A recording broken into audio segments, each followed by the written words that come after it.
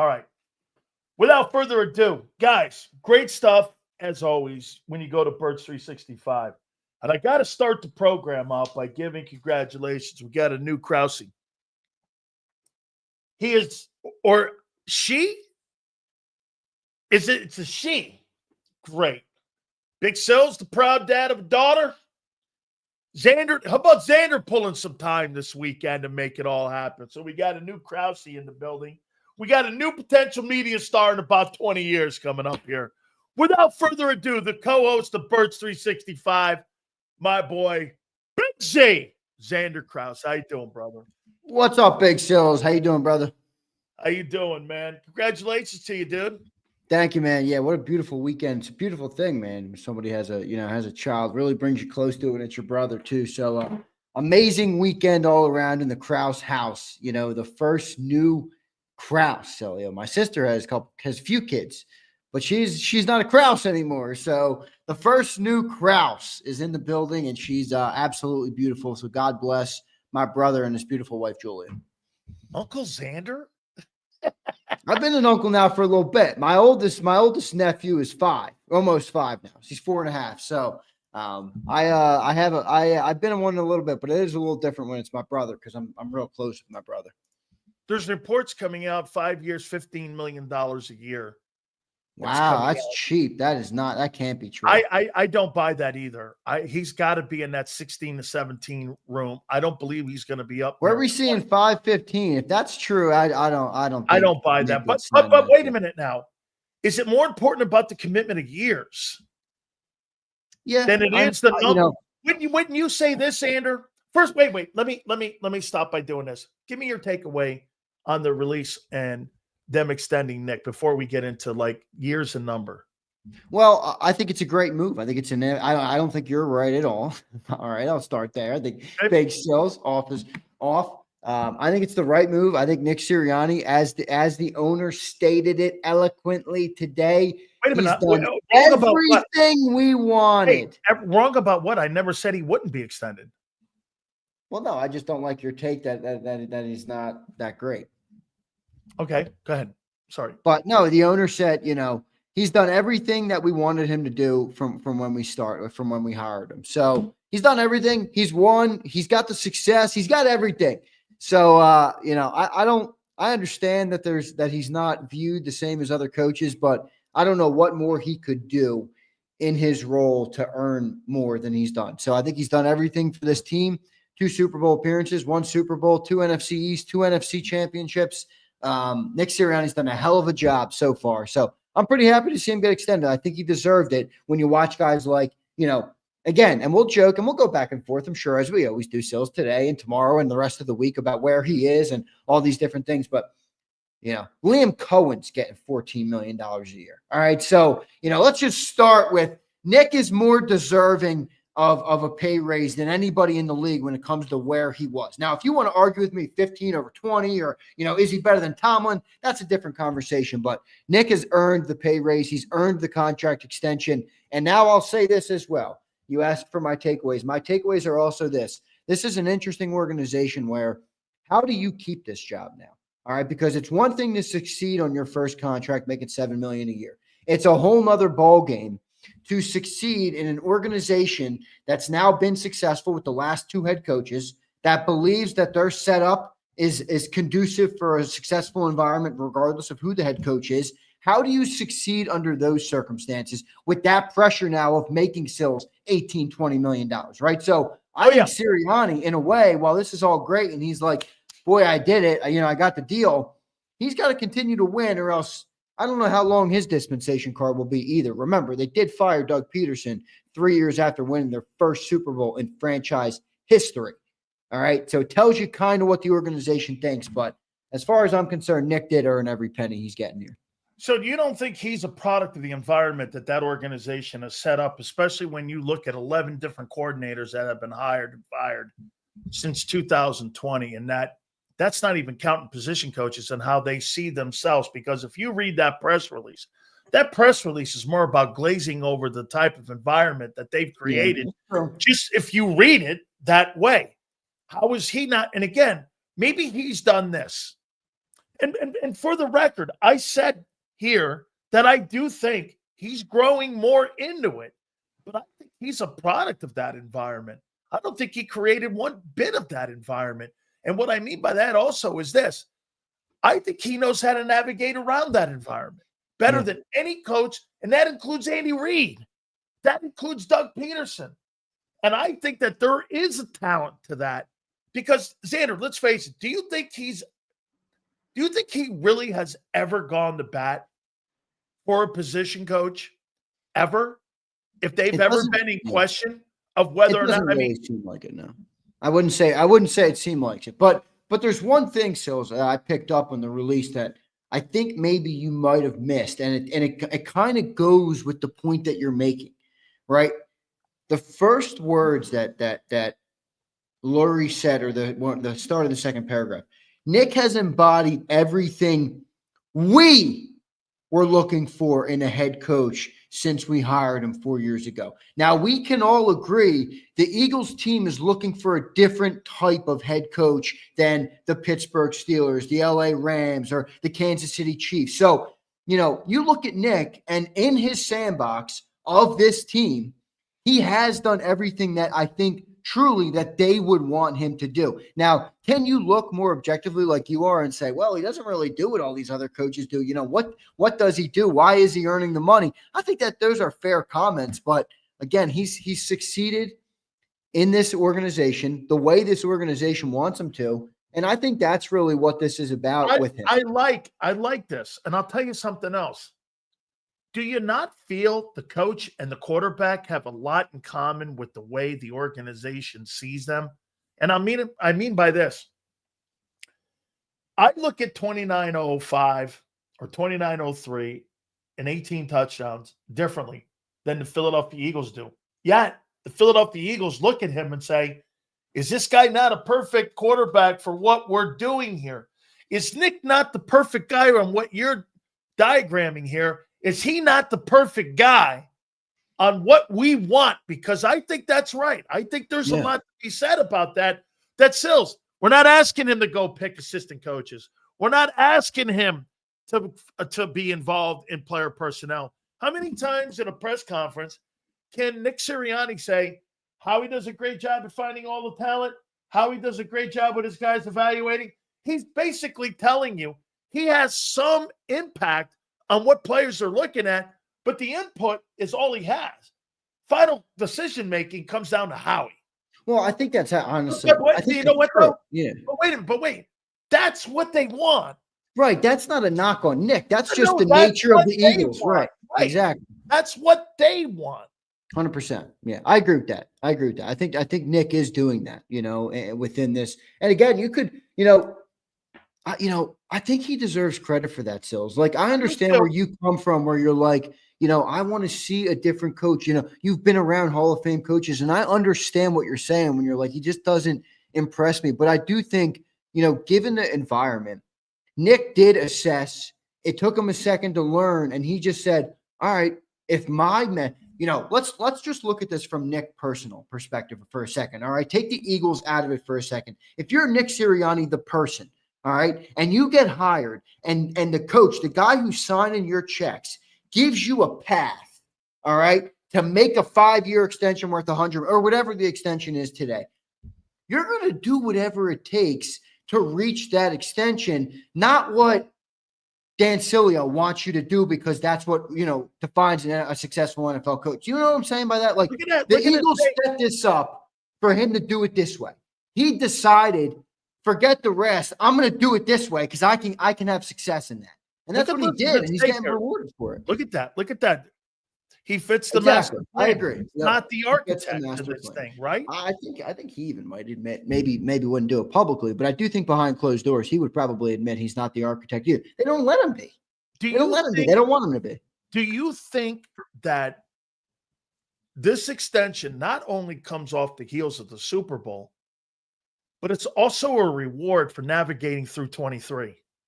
Absolutely.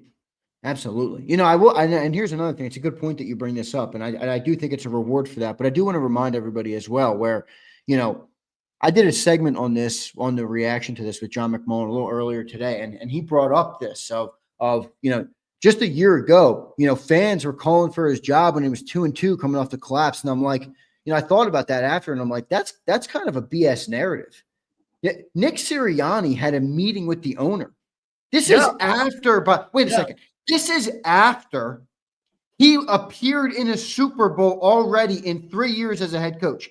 Right. He had to go to a meeting with the owner and have a discussion about what his plans look like to salvage his job. So again, it's great. Nick has accomplished a lot, but my question coming off of this contract is, what does it have to look like continuously year after year for Nick to maintain this job? Because again, as you just point out, a freaking year ago, this guy was on the hot seat before the year coming off the collapse. Freaking great take by you, because now you gave me a topic just now, Zander, and here it is.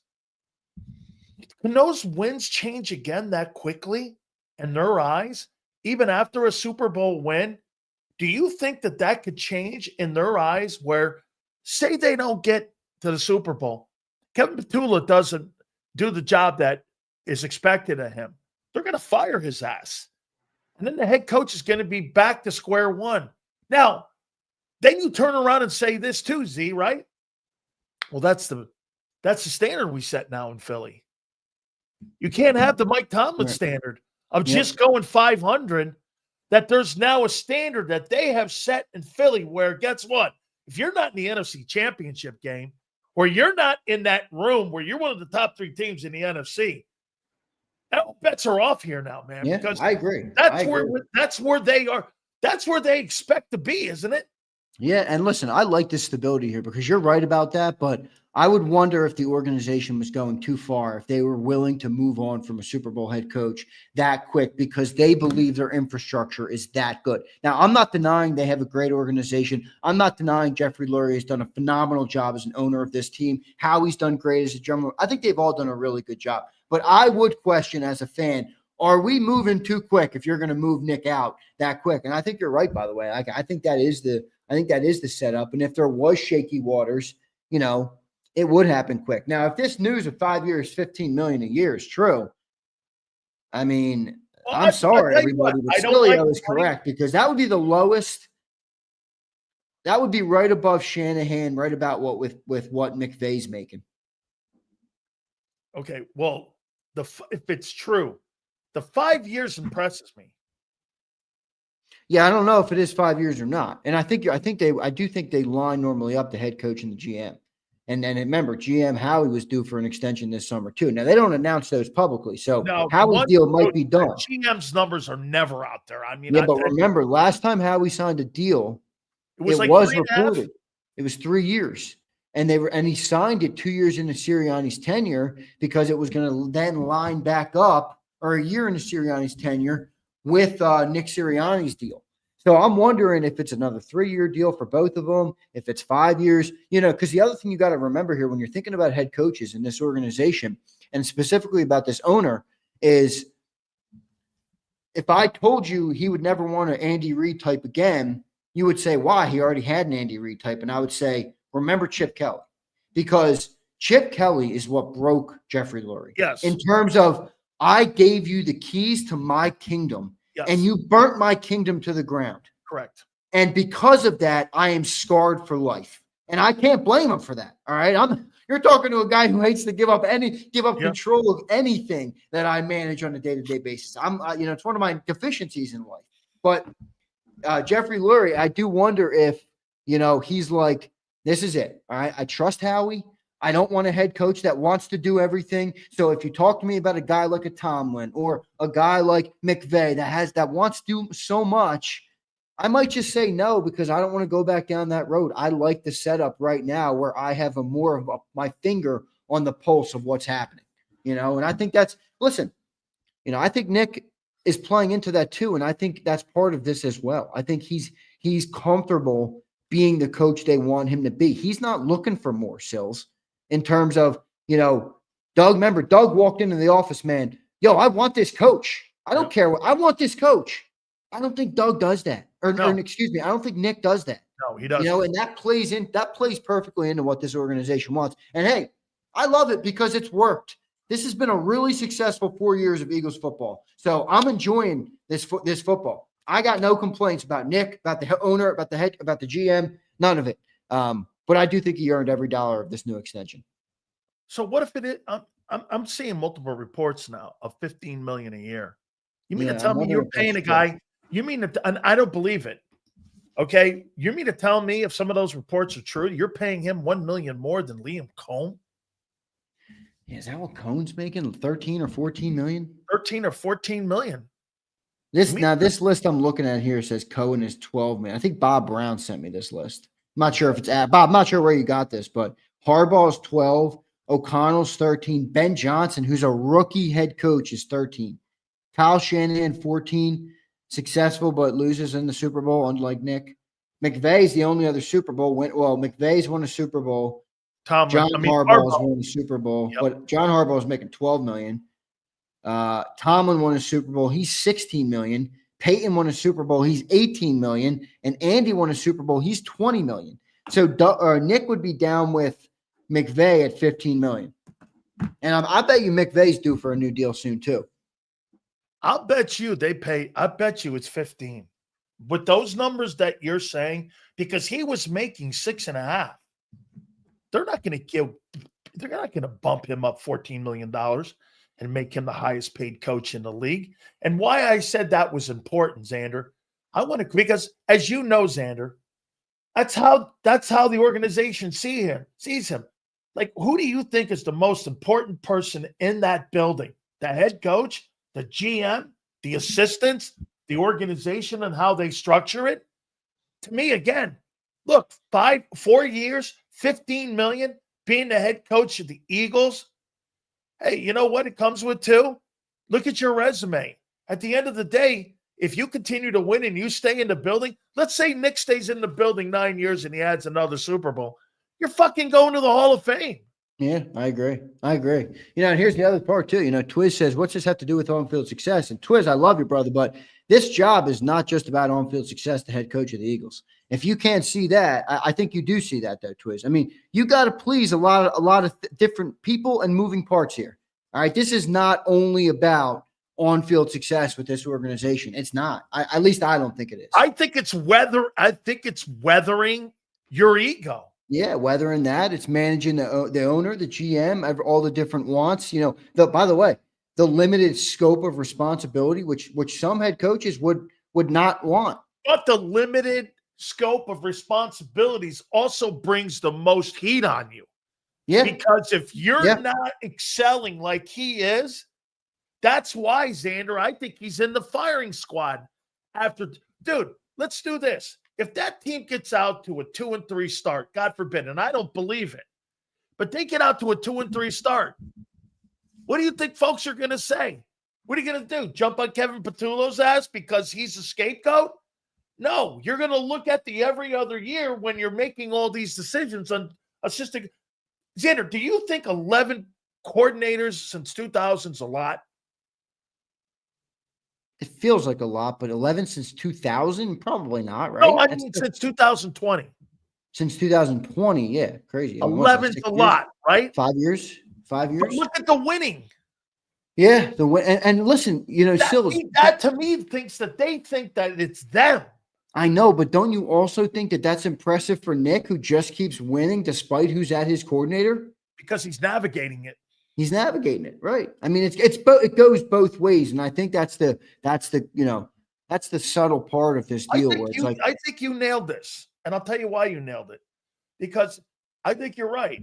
Hey, dude, I'm a different coach than say what they want in Baltimore or Pittsburgh or Los Angeles. I'm not a play caller. So I have to have Nick knows his role. Yeah, I agree.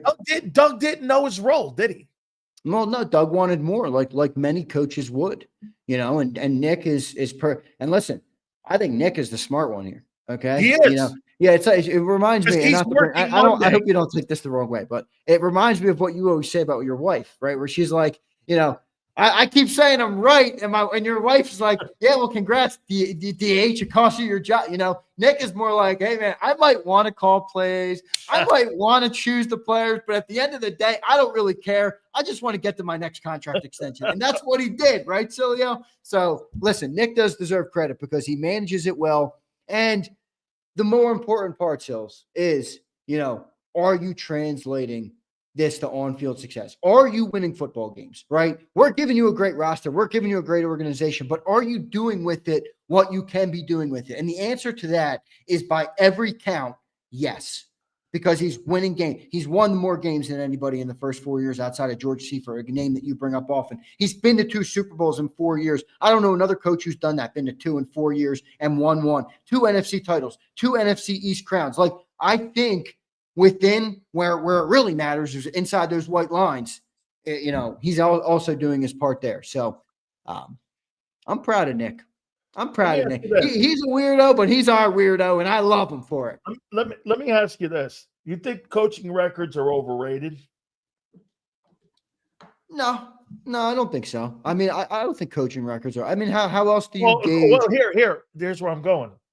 Well, according to people in here, 5th highest winning percentage. It means he's a better coach than Belichick, Chuck Noll. Well, yeah, I think that will change. So I think this conversation will change in the next decade, let's say, because the Eagles love to be a forefront organization. And do you remember the conversation we had a couple of weeks ago about how these are way more than just like sports teams now, man? Like these are like billion-dollar corporations and all these different things. And you're kind of looking around and, 3 Eagles front office guys get poached this year. They bring back Joe Douglas to add to their already big front office. Love that hire.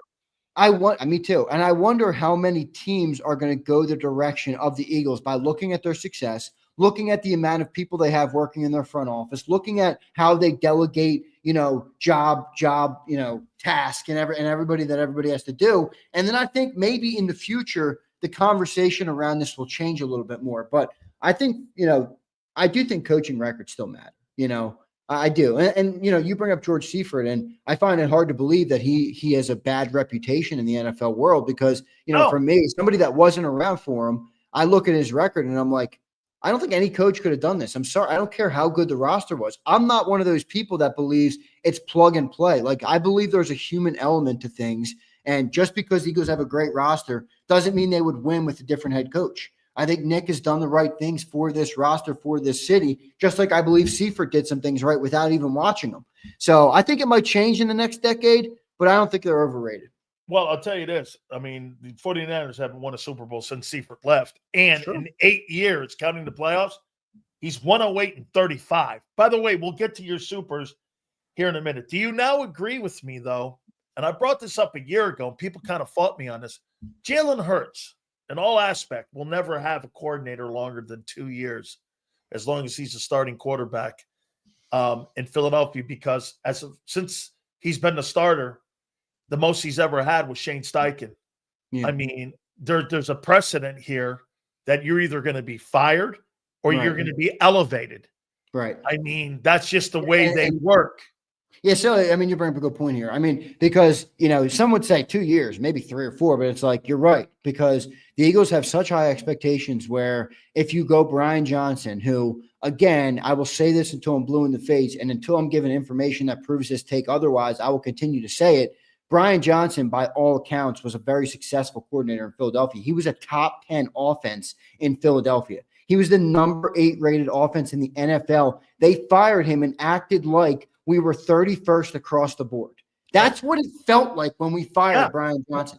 Yep. All right. So think about those expectations that the organization has. And if you don't reach them, you're gone. And if you do great, even the way Kellen Moore did last year, where, we've talked about it. How impressive was it really for Kellen Moore? Well, boom, here he is with a head coaching job. So you might be right. That might be part of what this organization about, one of the downsides to this setup, despite all its success, is that you're going to have a revolving door. But the good news is Jalen Hurts has proven that he can handle it. All right. And Nick Sirianni's proven he can handle it. So you might be right, but will it eventually have a negative effect on the Eagles? I think we're yet to see that. So far, it hasn't yet. How about this? If that team doesn't make it to the Final Four, okay, at least minimum, the Final Four, they fire him, right? Fire who? Kevin Petullo. Kevin Petullo? I think it would depend how it looked. The other thing is, while I do say that about Well, do Brian you Johnson, agree if they didn't win the Super Bowl this last year and you had the 30th ranked passing attack and you had the number 1 ranked rushing attack and they didn't win the Super Bowl, do you think Kellen Moore would have been back as the coordinator of that team? I do, because then he probably wouldn't have gotten hired. And I don't think he would have fired him unless we lost to, like, let's say, like the Rams game, maybe, because that was the divisional round, right? So that would have been a couple, maybe, but I don't think so. I don't think Kellen would have been fired. You don't think there'd be more heat on the lack of the passing game not being utilized if they didn't win? Well, there would be more heat, but that's different than getting fired. I don't know if Kellen Moore would have been fired. I mean, you're going to fire a guy when a running back is, man, it's like, wait, no, because listen, you used to bring this up too about like Brian Johnson, and you're like, Brian Johnson got fired, and meanwhile, every guy on offense got a pay rise. It's like Saquon Barkley's marching across the stage as the offensive player of the year, and the offensive coordinator got fired? No way. So I don't think he would have gotten fired. I don't. But I will say, who did more for the offense, Howie or Kellen last year?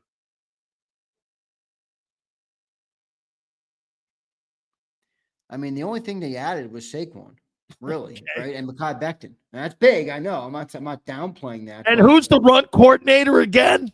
But here's the thing. I'll contradict myself, because I just told you, just because the team is filled with success doesn't mean any head coach would bring him to the promised land. He's the right coach for this team. So how can I say Howie did more just by putting the right player out there? But it does feel like Howie did more. You got the best O-line in football, and you got the best running back in football. Like, yeah, it worked. Good, I'm with you. But I don't know. I think. I think it would matter still is how it ended, because on one hand, I did just tell you, hey, Brian Johnson was top 10, but remember how that thing ended. Like, remember what it looked like. It looked bad, man. It looked bad. Oh, it was awful. The whole end of the season was awful. Didn't it end like this? Arizona, New York, and Tampa. And Tampa was the playoff game. Yep, you flew into Tampa. Hurts had that awful fumble into the end zone where you had the safety. That was just a nightmare game, man. I think we lost 31-9 or something like that. Right, and I remember saying that year, actually, I wasn't on the air at the time, but I remember saying to you and the other host that we had pre-show, just like, why is everybody blaming the defense? And I know they weren't great, but you're not beating any playoff team in the world with 9 points on offense. So, Brian Johnson's not above any criticism, but overall, I do think at the end of the day, the way it looks does matter, right? Especially. Absolutely.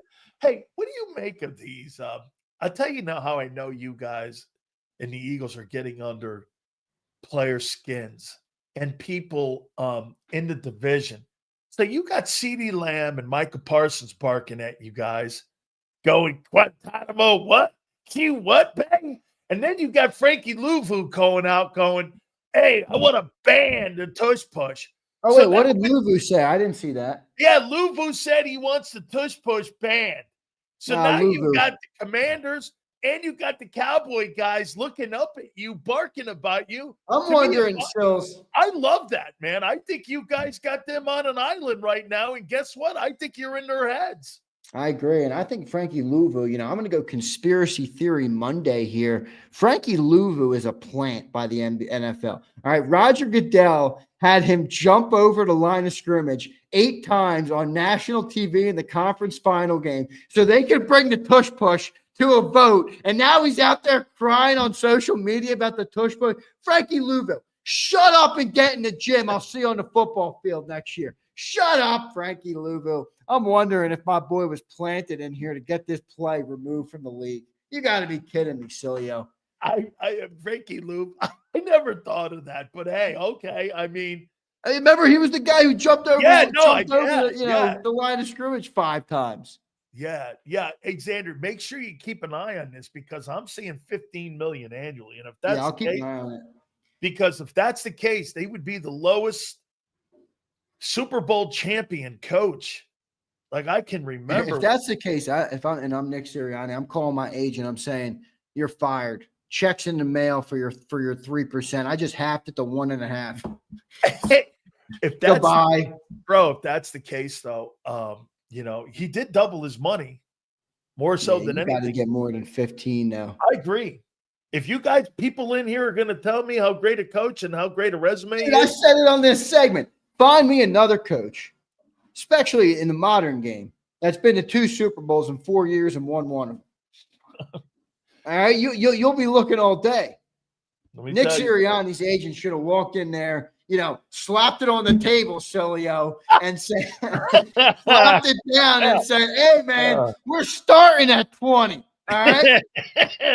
Yeah. Hey, I'm telling you, man, if that thing comes rolling in at 15 over 4, I'm going to completely go like this. They don't really think. They think a lot of them because that's a lot of money because you're talking about Tomlin, John Harbaugh money, Jim Harbaugh money. You're in that room. Those guys, okay?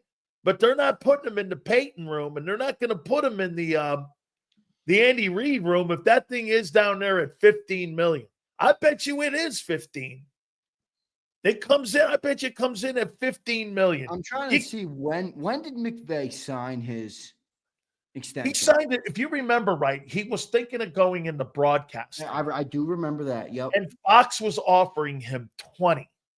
And he decided at the very end to go, you know what? I'll come back because he's still the second youngest guy in the league. So after their Super Bowl victory in 21-22, he was given a contract extension. So 22 season, that's 3 off seasons ago that he got that $15 million. And that contract runs through this upcoming season. Now, again, he may go into broadcasting. I know. That's what was talked about that he wanted to do. So yeah, for people saying, McVay couldn't get more, that was 3 years ago, man. Yeah. 3 years ago, he was the highest paid guy. Yeah. Okay. Then Andy came out 24, and that's when they gave him the 20. So you give him Nick 15. Sirianni is the best sandbox player in the history of sandbox player. This kid got in his sandbox. He figured out what he was allowed to touch and what he wasn't, and he built the most beautiful sandcastle in all of sandcastle history. Given what this is what you're allowed to do, and this is what he accomplished within that. And the Eagles slap him with $15 million. Congrats to Nick Sirianni. Could you see Nick doing this? Hey, Howie, Jeff. By the way, all supers will be read at the end. Can you see him doing this? I'll tell you what. You guys just put the number out there in the years. Just put it in front of me. I'm good. No. And wait. Remember something. Or do you think he has a small grudge that he had to go face the Wolf last year after that 2023, where they kind of remember what John said to you when you said that? I'll never forget what you said. You went like this to him. You sent John down to Tampa. Hey, John, do you think he's going to get fired? John went, no. After that game, John went, I don't know. That plane flight home might shows you how it looks matters, Sileo. Yeah, and he goes like this. He goes, hang on here now. Yeah, I don't know. And do you think him having to go face that he goes like this? I'll tell you what, I got a number in mind. Let's see where you guys are. Do you think there was hard negotiations here, what I'm getting at? Or do you think I would imagine, but I mean, like I just told you, if I was his agent, I would have been in there swinging, swinging it around. Hey, man, I'm starting at 20 million, but are you going to swing in an organization that doesn't put a premium on coaches? Well, maybe not. Maybe that's the art of finding the deal within the where do you find it within that? Within the framework of what works, because at the end of the day, do you want to be right or do you want to get the 4-year, 5-year, $15 million yield deal? That if you get fired, you're sitting on the beach in Cabo making 15 M's a year, That's what he went for. So when does Hurts's contract extension come? He's now the 11th highest paid guy in the NFL at that position. Hurts is going to get a massive deal soon. I would have to say next year probably. If they didn't do it this offseason, I'm thinking they probably won't do it this offseason. Now, you think they're going to make him the highest paid player in the league? Yeah, absolutely. Absolutely. 100, without a shadow of a doubt. I don't even think it'll be close. I think they'll probably give him 62, 63 million a year, probably next year. And I'll say the same thing here in that I think he earned it. I know you might not agree with me on that, but I think given the framework of what he's been asked to do for this organization, he's accomplished everything more than any other quarterback has for us. So again, take my opinion, put it in a paper shredder, blend it up in a Ninja. I don't really give a shit. The guy keeps winning and doing what he's asked to do. Give him the money, man. Dakota's making 60. He hasn't won shit. I know. Jalen Hurts has earned it. I would say this to you. I mean, would you ever have paid Troy Aikman the highest paid quarterback in the NFL? He never was. But it's a different game now, right? I mean, we've talked about that. It's a different game. Things are a lot more structured now. Like when tell me why Lamar Jackson's the 10th highest paid quarterback in the NFL. Is it because he's the 10th quarterback? No, but it's because that's how contracts work now. The next guy comes up and Brock Purdy makes $53 million. That's like, what? Trevor Lawrence makes $55 million. What? That I don't get.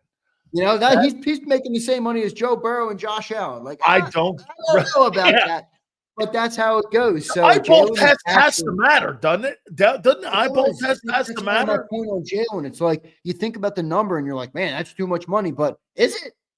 Because Jalen's at least doing the things to give us the parade on Broad Street. All right. Last I checked, in this February, I set my ass up on Broad Street and I watched 2 million Philadelphians walk by me with their hands in the air. I don't see that happening in Jacksonville or any other place. So we can sit here and bicker that we think quarterbacks make too much money. That's what they make. Jalen earned it, at least more so than the other dudes did. So I'm good with it. And I think he's earned it, and I think he's going to get it probably next year. Remember, that's a public-facing thing too, more so than the coach contract. So Lurie will make sure he's top of the market. Tush push, last two here for you. You think it's gone this week?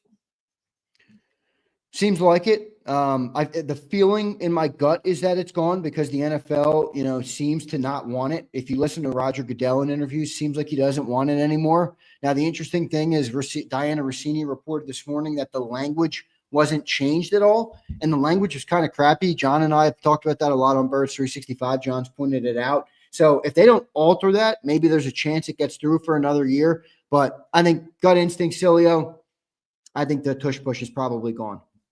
See, I think they're going to modify it. When you say modify, though, where you no pushing from behind. I don't think. Yeah, but that is the tush push. What do you mean? That's the tush push. That's a nicer way of saying the tush push. I don't think. How can you call this? And help me out here on this. How do you call a penalty on extra points and PATs when you call leverage plays? Like, you can't do this, Zander. You can't use a guy and jump over to block a field goal because it's called a leverage play. Okay, using the assisting of another player right to help you. Okay, well, how does that not apply on the tush push then? Another player helping you move forward from behind with pushing him when you're using an obstructive player to move a pile forward. I think the pile is the issue. It's not the tush push. See, I think this is, Sills, I think that everybody listening right now to our show, and we love all you and appreciate all of you. Everybody listening to our show right now here on May 19th of the offseason is what we call football purists. They're P1s. They're people who are in touch with the game, who love the game, who watch the game morning, noon, and night, every month of the year, every week of the year. They watch highlights. They watch ESPN films. They watch NFL films. They love the game. All right. The TV world and the common viewer, all right, which is not us, has taken over the game because that's where the money is. So you look at the tush push. You look at the TV networks, you turn on the NFC Championship game, and all the new viewers are like, what is this? Come on. There's been 8 flags in a row. What are we doing? And I think the NFL wants it out for that reason because of those people. Should we cater to them? Probably not. But I got news for you. Businesses cater to money, everybody. That's what businesses do.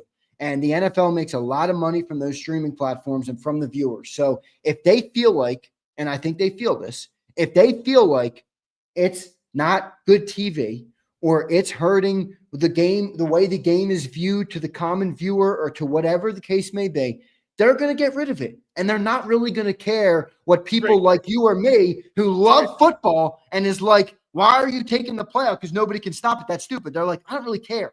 You know, we want better TV. And they're always going to bow to that master. And that makes sense. That is a really good take because you're talking about the optics. And do you think they did this, Zander? Do you think they went like this? They got a panel together of about 20 fringe fans, football fans, and they put them in a room and they're watching the play because you know how these panels work. What you'll get people going like this, man, I don't really like that play, this and that. You think that's how the NFL, because of what you're talking something like that, where you look at it and go, you know, we did a subjective panel with it, and it just doesn't look like a really good football play. Yeah. And that's how they've come to that conclusion. I agree with you because you can't throw injuries in it because you have no intel on that. And the only thing you can do is potentially throw the fear of CTE on the players out there, which is something you can't legislate. You don't know if it's causing that. So the only other thing it's the new suit, right? Yeah. It's the new suit. You know, the GMs used to be the suits. Now the GMs are all like football guys and they have like scouts and everything around them. Like these are the new suits, you know, the TV guys who, and you're right. Here's the thing that sucks about it. It'd be one thing if there was data where it's like, all right, viewers check out or viewers don't want, their ratings are way up. So it is a subjective opinion where people are like, I don't think that looks good. And I don't think the viewer will like it. So I'm going to get rid of it. And it's probably the dudes who are sitting there, you know, the nerd guys who are at the end of the day control the checkbooks. And listen, sometimes you got to bow to those people. So that might be what's happening. You might be right about that, brother. How about this? I'll tell you, and I tell people this all the time. You know, the biggest money play in the NFL has?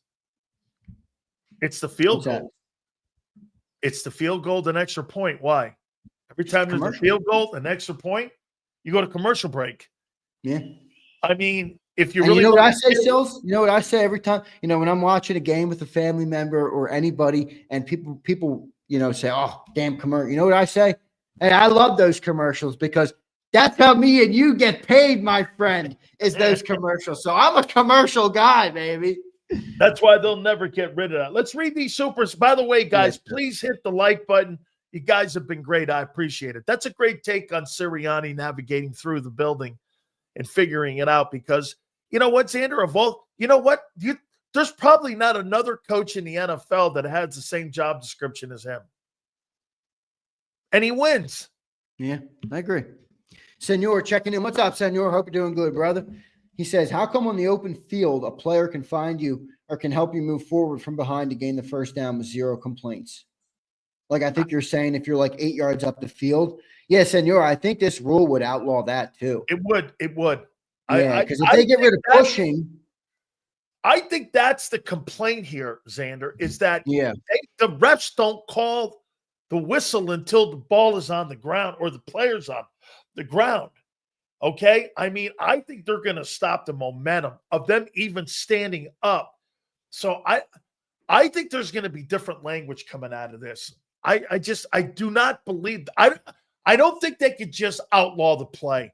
So I think they're going to modify the play. Yeah, I agree, Sileo. We'll see what they end up doing. The meetings are tomorrow and Wednesday for those who don't know. So yeah, we'll see. We'll see what ends up happening with it. Prince Swayze checking in. What's up, Prince? Hopefully, Prince, you have a better week this week. He said the NFL believes that the push is the only play they have taken from rugby. Wait until we unveil our new shit. LOL. Get him, Nick. Hold the L, Sills. Again, it's a Monday. You start out with a massive L already, guys. That's a tough one. Prince, let me tell you, you're not moving any. You didn't move the needle with that one, my friend. No, I mean, normally, Prince, I give you credit when it's earned, but not there. I mean, this guy's like trying to write a sonnet here. Give me a break, bro. You're not that smart.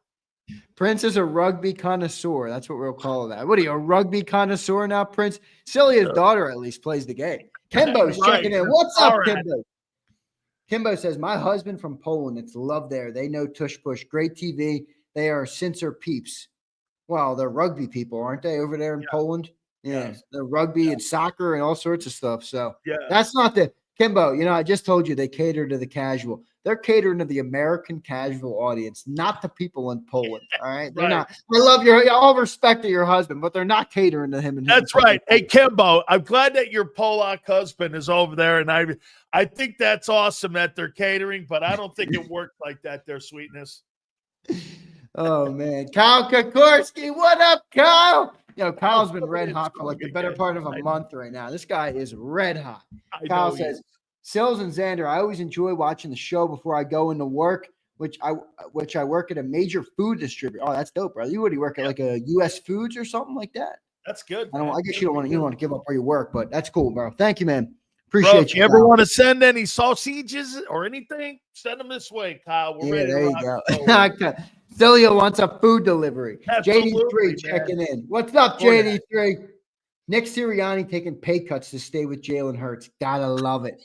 Great take, JD3. Absolutely. But that's it. I'm going to take a pay cut to stay with 18 touchdowns. There you go. Keep it going there. Yeah, there you go.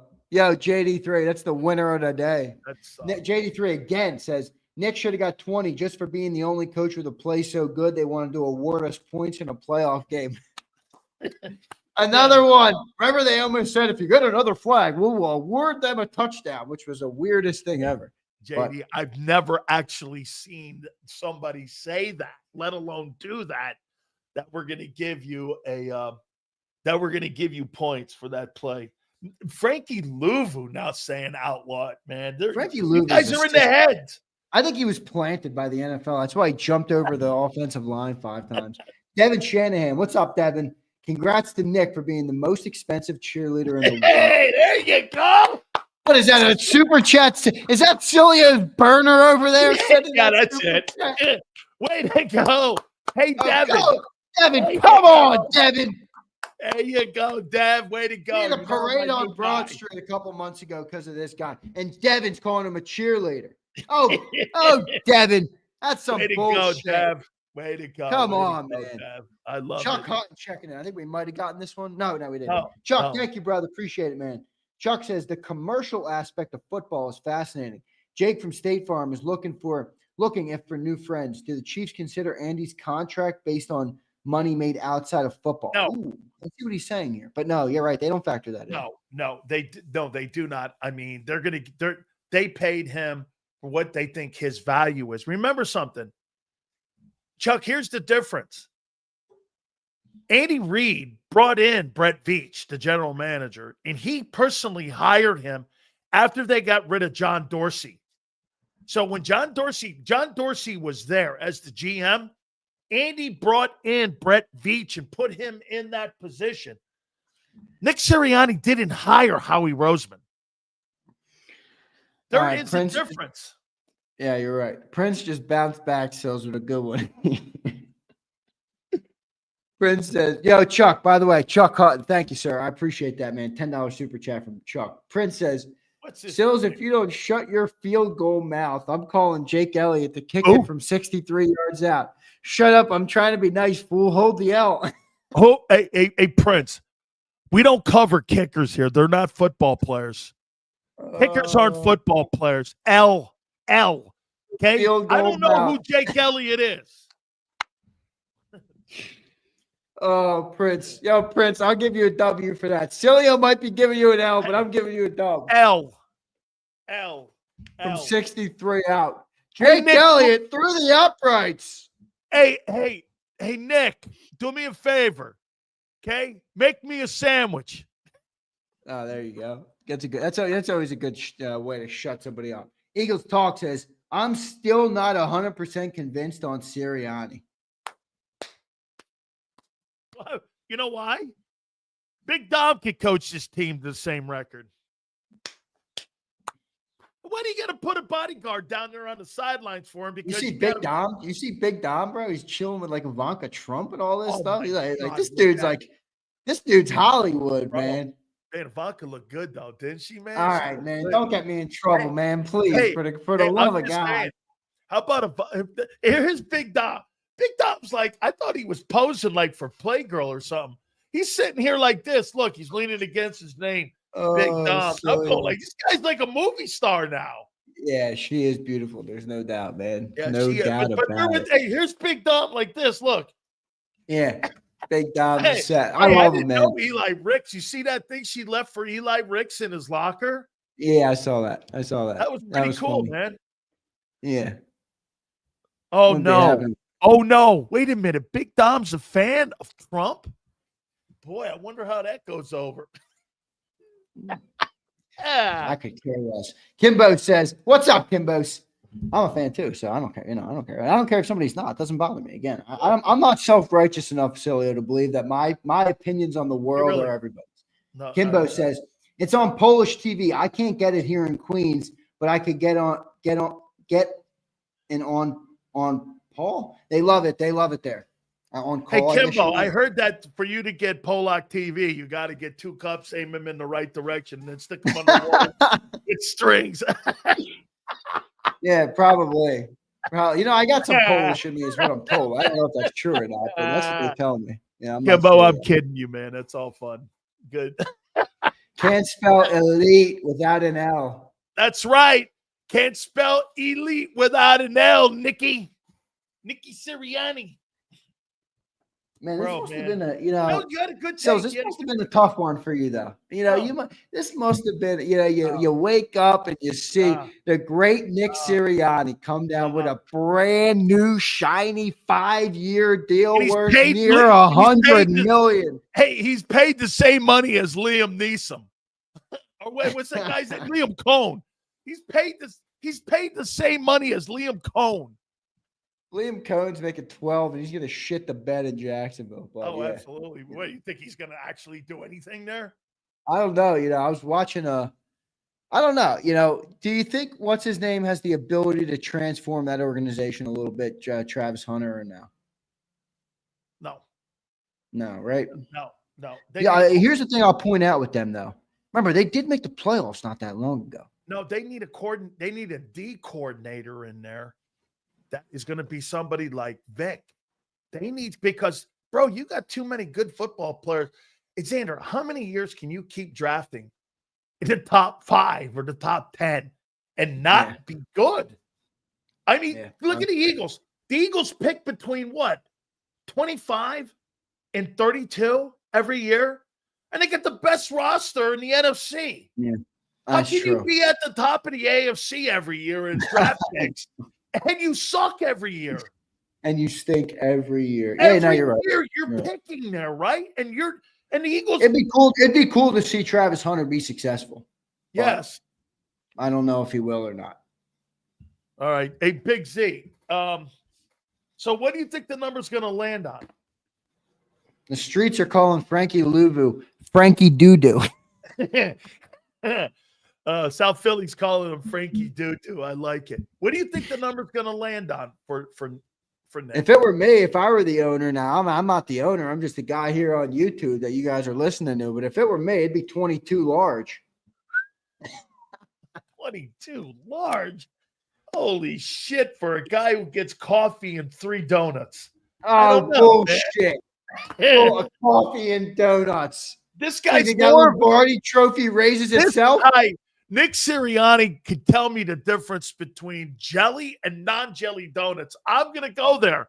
But if you're going to try I think it's coming down at 17, 18. Yeah, right where Josh says 17. 18. You think he's going to be paid the same as Sean Payton? Wait a second. You would take Sean Payton over Nick? I think Sean Payton sucks too. I do. I think he sucks too. I'll tell you why. Sean Payton guy.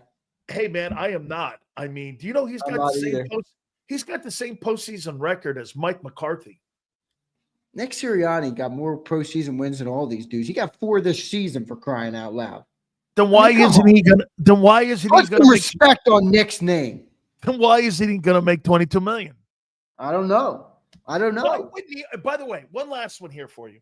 Why wouldn't the organization, if they're so proud of their guy, every other team puts out the number? Their response is, hey, in light of our success and how we've created everything here, because we're really great at what we do. And the type of dude we like is Nicky Boy. And Nicky Boy fits in perfectly with how we want our guy to act and how we want our guy to show leadership and how he is. He is a perfect guy for us. That's not a press release that I'm Where going. is Sue? Is Sue here? Sue, are you here? I think you might be right, Sue. I'm like, I mean, listen to that press release. It sounded like, dude, you told us shit we already know. We knew you were going to extend him. Are you How many years and how much? Are you jealous of Winniani? Who? Nicky Winniani? Jealous. No, This guy's a winner. I just This want to guy know. is a winner. I bet you they gave that guy $15 million. Dude, And if they gave that. that guy $15 million, that's a slap in the face. Unfortunately, I would agree with you with that if it's 15. If it's $15 million, do you agree right now, here, 432, May 19th, that if it's $15 million and it comes out 3 years extension, that's a shitty deal for 52 wins. 3 years? And it's not 3 years. Well, they would add it on to this. He'd have 4. You're going to go past 4 with Nick? He's earned 5 years. He's earned close to what Andy. I don't think 5. If you're telling me Sean Payton got 5 years, $90 million, and Andy Reid got 5 years, $104 million, I think Nick is due right in between those two. Wait a minute. Hey, folks, listen to what. No. You're conflating it. Wait a second. Let me finish. What does Same conversation with the quarterback? Is Trevor Lawrence as good as Joe Burrow? Why does he make as much then? No. I believe Nick is better than Peyton and more successful than Peyton. Only 4 years. So I would have given him right between. And that's not to say he's better than Andy Reid. It's just to say that's what coaches are making, and that's the value Nick has brought to this city. You see, that's one word you were right No, on. wait a second, Sileo. You said coaches. You said coaches. Sean Payton's a play caller. He has a job. I was in the hospital this weekend for the birth of my niece. And, in the little gift shop in the hospital, as I'm walking through, there's Men's Health magazine with Jalen Hurts plastered on the front of it. Now, I think Jalen Hurts should thank Nick Sirianni for that a little bit, no? These guys have banded together and made a Super Bowl team 2 and 3 years. And the only thing you want to do is downplay. I never hear Jalen say one positive thing about Siri. It's a Kevin Patullo, Kellen Moore. Bullshit. Every time he gets in a room to talk about Nick, all this guy Nick does is win, and everybody tells me why he sucks. This guy keeps winning. Oh, wait. I got to tell you one last thing before you go here. Hang on. I asked Angelo to come on today, and this is what he said. Hold on. Oh, I can't wait to hear Angelo after this. Wait, hey. Angelo's gonna make a record for the most wrong in one off season. Wait, look at this. I can't do it today, Dan. I'm sorry, I've got the grandkids. Plus, I'm too depressed over the deal.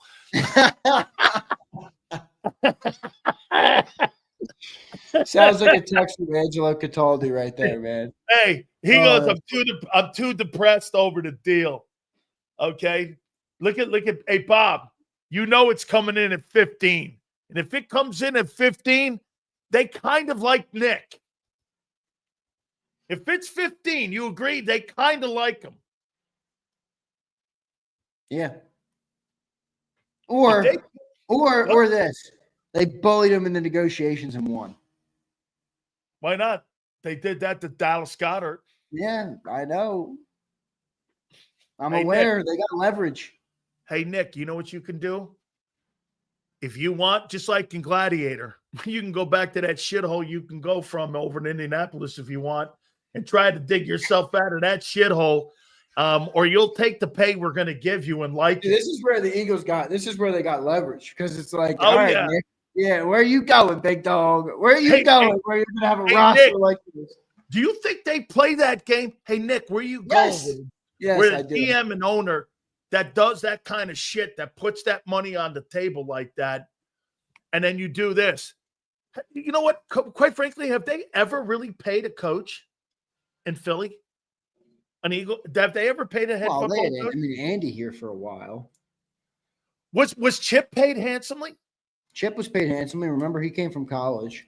He came from Oregon. Yeah.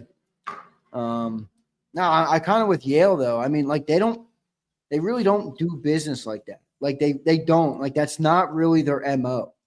It's not at any level. Cowboys don't do that either. So I kind of think that they're paying him, but I don't know. Listen, you might be right. You might not be. Here's something I can guarantee, that Nick Winiani will continue to win in the great city of brotherly love. And sometime in the next 24 months, Jacob, me, and even Big Sills will be sitting on Broad Street again as the great people of Philadelphia and Jacob Nation cheer on and chuck beers in the air and pop confetti, and we're Super Bowl champs once again. All right, Sileo. I'm going to tell you guys this. This conversation has given me agita. Okay, I need a nice thing of brioche here. Yes. Okay, yes. because this thing right here is giving me gas. I got an Italian grandmother. The first time I said the word agita to my girlfriend, she looked at me and said, "What? I hope it a hobby whatty." I'm like, "You don't know what agita is? You're giving me agita for not knowing that." Zander, great stuff. We're gonna find out. Hey, do you think they'll release it? When's Howie's deal coming? Next? I don't think they're gonna report it. No, they won't throw that out. Maybe somebody will get it though. Jeff McClain got the report today first, and he was the one who got the Howie deal a couple years ago. So maybe they'll get it, but I haven't heard anything yet. I bet you what they do is they'll cut the deal and release it 2 months, 3 months from now, and say we cut a deal a couple months ago with Howie Roseman. They better start paying Howie Roseman like he's deserving. Like he's earned too, because that last deal 3 years I thought was low for him, because I thought he's done a great job. And listen, you don't want that guy to, listen, hear me out. And I'm not saying Howie has any inclination to leave, but an owner might look at us and be like, listen, man, I'll give you 1% of my team. All right. To come and be my GM. Now, I know that sounds unlikely, but would you do that to turn your franchise around? I would. Now, it depends what owner. Like the Jets? Exactly like the Jets. And he covets that job. Woody Johnson, dude, I'll give you 1% of my team, and you can fix all my football issues. I'm just saying, you don't want to. Howie is a guy who's earned his keep. Whether you like him or not, I do not care. He has earned his keep. Pay him. I don't like everything he does, but I'll tell you what, most of the things he does, he's proven me wrong on something. I'll tell you this. Yeah. He showed me, can I tell you his biggest thing that he showed me this year? That he was willing to adapt. He'd never paid running backs, never paid linebackers. Yeah. He never drafted linebackers. He never did any of that shit. He completely changed the entire landscape. Now, again, you got to remember something, guys. If you're watching what we're seeing with this equity, these equity companies, franchises like San Francisco, do you see this? San Francisco's selling 6% at like, what was it? Like $1 billion or $850 million. Do you think an owner's going to want to give up 1%? That's $800 million worth of the wealth of that team for Howie Roseman. Yeah. That would be a tough putt for me to think that they would give up $850 million. Now, having a guy like Howie, though, does that elevate the valuation of your team? Absolutely. Look what a quarterback does for you. When you get a quarterback in the building, that elevates the value of your team. The Eagles are certified right now. Like the Eagles are. This is what I think the Cowboys fans are really mad at, is that we now dominate the headlines and we win. It's one thing to stink and dominate the headlines and you get the offseason award every year. We're getting the offseason awards. We're getting the in-season awards. We're winning. Our quarterback is the most talked about, whether you like him or you don't. I think the Cowboys are like, holy crap. No, you guys have substance. Yeah, and we win. We win. Cowboys are all fluff there. All right, Zander. Yeah, see, I was going to say your number sounded crazy. 10%. 81 mil would be 1% if it was 8.1 billion. Okay. All right. So that's not like, let's just say Howie makes like 10 million. It's a lot of money, but it's not insane to say if you sold over the team, 10 years, $81 million. Yeah. Over 10 years, you'd be paying him $8.1 million, right? Well, yeah, I mean, you Per probably year. have to give him Well, that's you probably have worth to it. give him money. You got to give him a salary too, though. You can't just give him equity No, because no, he what I'm can't. He saying can't is that was, deposit equity at the bank. let me ask you this. Okay. What do you think his number's going to be? Howie's is a lot. I don't know. If I Well, were the an highest owner, paid I would. guy is Casario in Houston. He makes 6.5. GMs are cheap, huh? Make nothing. Yeah. Well, Howie deserves well more than that. So this is why I think they have a problem coming in at 20 for Nick.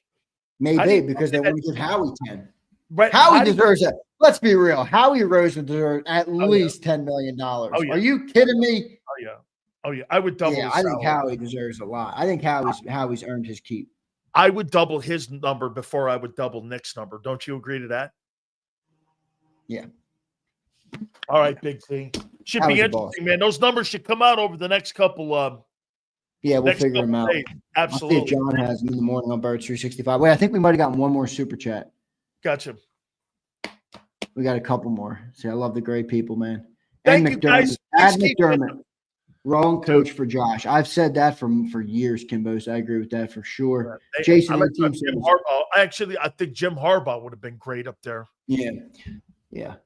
Drew Brees carried Peyton. If Brees stayed in San Diego, he would have won Super Bowls with the talent they have between 2010. Agreed 100%, 18. 100%. And you want to hear something too, Jason? I think the Chargers would have stayed and got their stadium in San Diego instead of moving to LA. Yeah, it's crazy how one thing happens. Yep. I agree. One thing happens and it leads to a domino effect. That's right. Abe says, breaking. Nick changes his last name to Winiani. Jesus Christ. You guys are so blown Jason away. A-Team says, Winiani, how you doing? Xander on fire. Woo! Winiani. It's a good Monday, Sileo. It's a good Monday. The Eagle Kingdom will continue to reign. Yo, Diddy boy, Texas boy, Cowboy Bernie, whatever. Mark Holmes. You guys are going to be watching the Eagles from down below for a long time. Winiani. Yeah, that's all. Yeah, that's what. Hey, when I think of Don Shula and Chuck Noll, I think of Winiani. Dude, I don't care what you think, man. This hey, just that's winning. what I see. When I see Andy Reid, I see him. It's like, what doesn't fit? Hey, what's it? Jim Harbaugh, Mike Tomlin, and Andy Reid, and Nick Sirianni. What name doesn't fit yet? You know that game you have to play? Take one out. The first guy out. Comparing guys with full careers, the 4-year Sirianni who's been to 2 bowls in 4 years and won one. Find me another coach who's done that. George Seifert. Great. 2 rings on his finger. Yeah, they blew him out. Yeah. Because there was a standard. And how'd that work out for that organization? Oh, that's right. I forgot. Oh, wait. Where's Hollywood Hogan? Where's our boy? Where's our 49er fan, Nad? Come on. What? Where have you guys been? Zander doesn't want to hear they sold the team. They had to sell the team because Mr. DeBartolo got in trouble with some. Oh, that's right. That's right. We know guys who know guys down in New Orleans, so got it kind of a little fishy with the Kingfish. That's right. I remember that. Zander, great, bro. Keep that show up. Keep kicking ass like you guys are. Hey, one thing I'll say about Jeff Kerr, though, I don't want to talk about that. We don't. I love Jeff Kerr, man. You know what the worst part about the morning? I'll tell you this. Yeah. If I took a topic from this show, which I think are great topics, and I brought it over there, them dudes would melt. They would. I'm like, all right. I'll go back to, what's the defense going to be this year? What's this here? Nick's in charge of the Wi-Fi at Novacare. There you go, Hollywood. Hogan, why don't you worry about your $60 million freaking trash can at quarterback? Great. Guy's got a turkey leg for an arm, and you're worried about Nick Sirianni. Nick Winiani, too. Hey, Hogan, that's Winiani to you. Princess, who you rooting for? I'm assuming that's the Buccaneers. I'm assuming that's the Buccaneers game on September 20th. It is. It's in Tampa, and you got annihilated every time you've gone to Tampa. Bullshit. We beat them in Tampa in 2023. Oh, that's right. I forgot. Brady crushed you, and then Baker crushed you. In the playoffs. Brady didn't crush you? Brady did. Brady crushed you, and then Baker crushed you. Yes. In a playoff But Baker game. lost to us that year too. All right. He Now did. he won the more important one. He won the playoff one. You know what? I'm gonna have to let that hang there for a little bit. I don't know who I will take it. I'm probably gonna take the Bucks in that game because you can't beat the Bucks. I'm going to take Baker Mayfield has outplayed that guy statistically big time. I'm going to go ahead and take the coach who's won 72% of his football games since he's been a head coach. Thank you very much. And he's 1-3. And he's 1-3. How about the quarterback? That's 1-3. Been a second team All-Pro and a Super Bowl MVP. He's 1-3 too against the Bucks. He's 1-3 too against the Bucks. I'll take those guys. Yeah, you can have fun with the Tampa Bay Buccaneers. Abe, let me tell you this, Abe. 1-3 is not a stat; it's reality. The Tampa Bay Succaneers. Hollywood says Purdy is fourth in passing since 22. Yeah, and what's that chicken wing gotten you, Hogan? Huh? Think about that for a second. Hey, Hogs, you know what? Like I said, let's not compare Purdy to Jalen Hurts. Wait.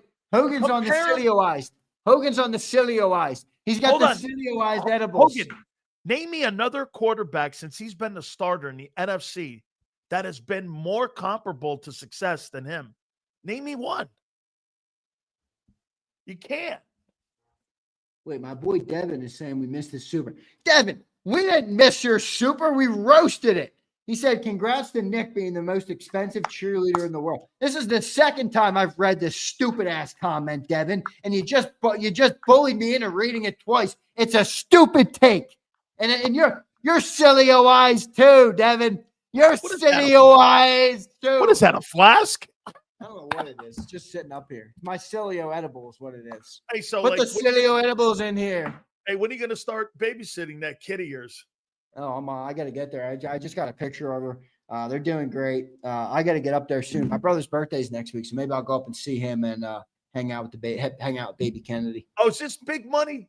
Is this big money Krause in New York? Oh, dude, my brother is such a beast, bro. He goes into New York. All right. My brother's getting his PhD. All right. He's like a science nerd. All right. He's the smartest guy in the world, my brother. I talk about sports. My brother's science. He knows everything like the back of his hand. All right. Very smart guy. And he's like, you know what? I don't want to do this. I don't want to be a scientist. I'm gonna cold email 50 to 100 different venture capitalists in New York City, and I'm gonna get one of them to respond to me. And meanwhile, think about how many kids are dumping out of colleges right now, spending all their money on finance degrees trying to work for these people. He gets one response on an email, flies to New York City, gets a job. 2.5 years later, he starts a company. And just last week, a week before the birth of his first daughter, he closed on a $60 million fundraise round, the third highest seed funding round ever in New York City history. That's my fucking brother. He's a boss, Big Cells. That's right. Never end. By the way, I hadn't thought about this, Big Bob. You know, me and Z may have to get down there to the Morgan and Morgan box for that Buck game. I will do our post-game show from there. They do have a Morgan and Morgan box. Oh, we got to do that. Oh, wait. You know, we also have to ask Clancy if they have a Morgan and Morgan box at Lincoln Financial. Oh, they probably do. Hey, do you think we can broadcast out of there? Maybe, but that's good. Broadcast out of there is going to be a tough thing because remember, there's going to be noise. People like to go there, get drunk, have fun. That's not really a broadcast environment. Holy shit. Wait a second. Yeah, so don't act like you're coming to Philly. Look, for Morgan and Morgan, I may have to. This guy needs a 500% pay raise to step out of the apartment. Wait a minute. I may have to, dog. By the way, John's on tomorrow. Oh, so nice.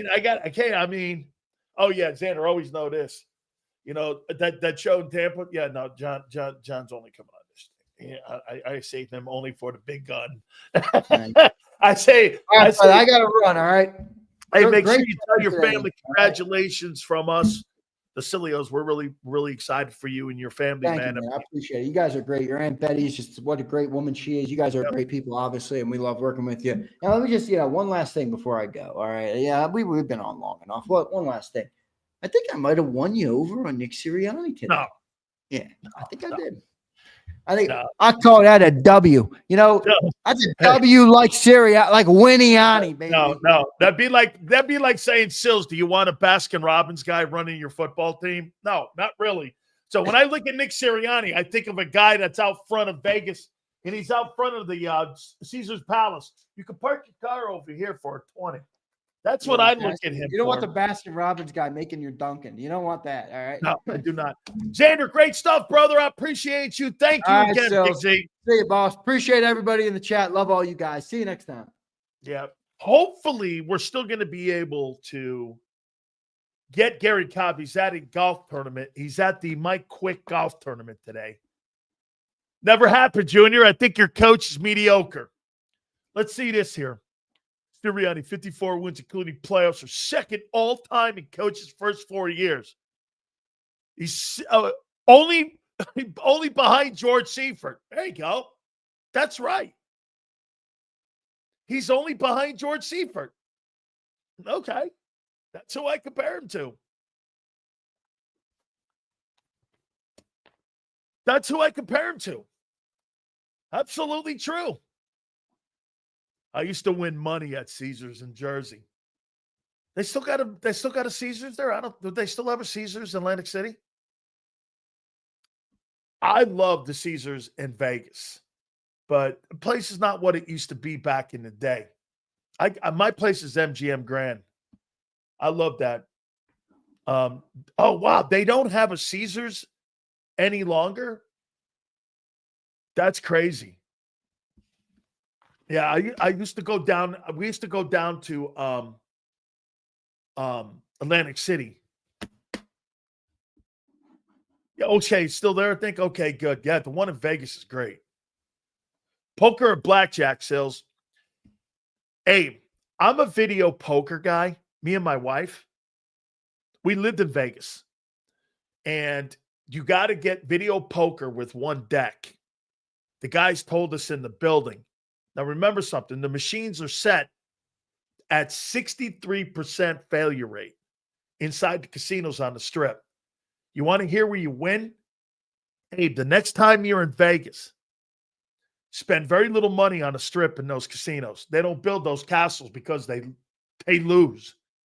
You want to know do you guys know where you make the most money when you're in Vegas? Like the Piggly Wigglies. If you ever go into any of those like 7-Eleven stores, every seat is taken because it's set at 56%. So if you go in there, there's pretty much a little less than 50% chance you're going to win. You win more money in those places than you do on the casino because they set them. You can't get a chair. Like if you roll into a Piggly Wiggly, it's like a Wawa. There's no chairs. I mean, Fremont, it's not that bad too, M. Reyes. Okay, they're pretty low set too. But when we lived in Vegas, I started my broadcasting career, believe it or not, in Vegas.